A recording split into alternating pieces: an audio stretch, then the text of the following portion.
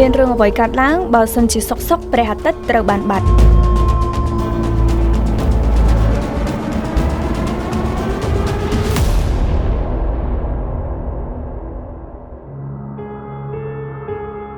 អ្នកទាំងអស់គ្នាប្រកាសជាបានឆ្លងកាត់ពេលវេលានៃការផ្ទុះជំងឺ COVID-19 អ្នកដឹងហើយថាវាអាក្រក់ប៉ុណ្ណាតែទោះជាយ៉ាងណាក៏នៅល្អដែរពីព្រោះថាយើងនៅមានពន្លឺព្រះអាទិត្យសាកស្រមៃទៅមើលបើសិនជាយើងជួបជាមួយនឹងជំងឺឆ្លងដ៏កាចសាហាវគ្រោះទុរភិក្សហើយថែមទាំងងងឹតអត់មានពន្លឺព្រះអាទិត្យទៀតតើនឹងមានរឿងអ្វីកើតឡើង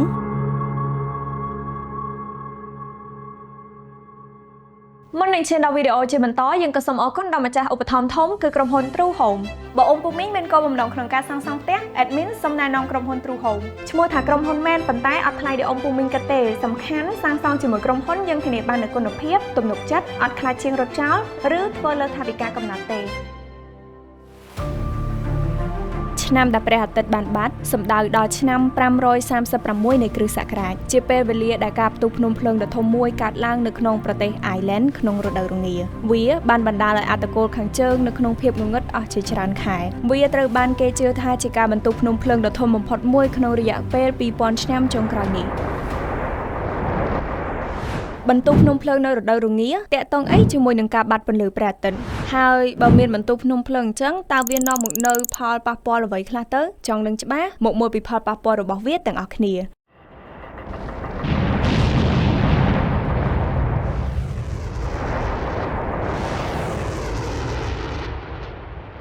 បន្ទុះភ្នំភ្លើងនេះបានបញ្ចេញផេះនិងធូលីជាច្រើនទៅក្នុងបរិយាកាសភាគល្អិតទាំងនេះបានរារាំងពន្លឺព្រះអាទិត្យដែលបណ្ដាលឲ្យមានការថយចុះយ៉ាងខ្លាំងនៃសីតុណ្ហភាពពិភពលោកនាំឲ្យឆ្នាំ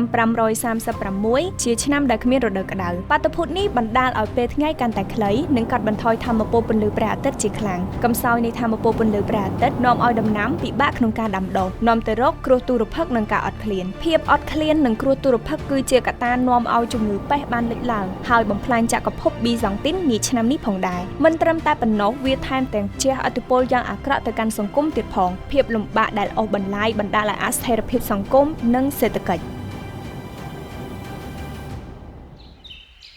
ហើយសាក្សីដែលផ្ដល់ភស្តុតាងយ៉ាងសំខាន់និងមានទម្ងន់ក្នុងហេតុការណ៍នេះគឺដើម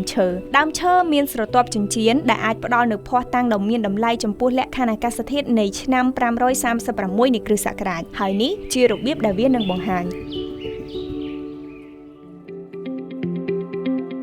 ស្រទាប់នៃទទឹងរង្វង់ឈើឆ្លុះបញ្ចាំងពីអត្រាកំណើនអាយុនៃដើមឈើក្នុងកំឡុងឆ្នាំជាក់លាក់ទំហំស្រទាប់នៃរង្វង់ចិញ្ចៀនទាំងនេះពុំដូចគ្នាទេរង្វង់តូចជាងបង្ហាញពីរយៈពេលដ៏តានតឹងដូចជាអាកាសធាតុត្រជាក់ឬក៏ស្ងួតខ្លាំងតាមរយៈការវិភាគនៃរង្វង់ដើមឈើពីសម័យកាលនេះអ្នកវិទ្យាសាស្ត្រអាចកំណត់អត្តសញ្ញាណឆ្នាំដែលមានការលូតលាស់ថយចុះយ៉ាងខ្លាំងដែលបង្ហាញពីព្រឹត្តិការណ៍អាកាសធាតុឆ្នាំនេះមួយវិញទៀតដើមឈើមានផ្ទុកនៅអ៊ីសូតូបដែលមានស្ថិរភាពនៃធាតុកាបូនអុកស៊ីសែនសមាសធាតុនៃអ៊ីសូតូបទាំងនេះផ្ដល់ព័ត៌មានពីលក្ខខណ្ឌបរិស្ថានកំឡុងពេលលូតលាស់របស់ដើមឈើជាឧទាហរណ៍វាបានបង្ហាញពីការថយចុះនៃកម្រិតកាបូនពី13ទៅ12នៅរង្វង់ដើមឈើឆ្នាំ536នៃគ្រិស្តសករាជបង្ហាញរយៈពេលនៃការកាត់បន្ថយការធ្វើរស្មីសំយោគ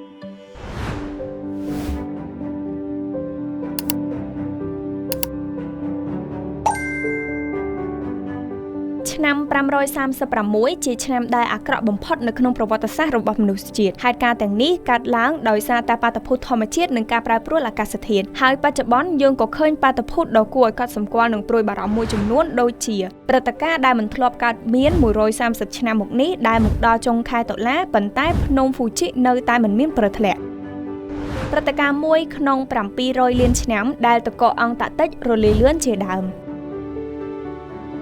ហេតុនេះសូមអ្នកទាំងអស់គ្នាបង្កើនស្មារតីក្នុងការជួយថែរក្សាបរិស្ថានដើម្បីកាត់បន្ថយគ្រោះអាក្រក់ដែលកើតមានដោយសារតែការប្រែប្រួលអាកាសធាតុទាំងអស់គ្នា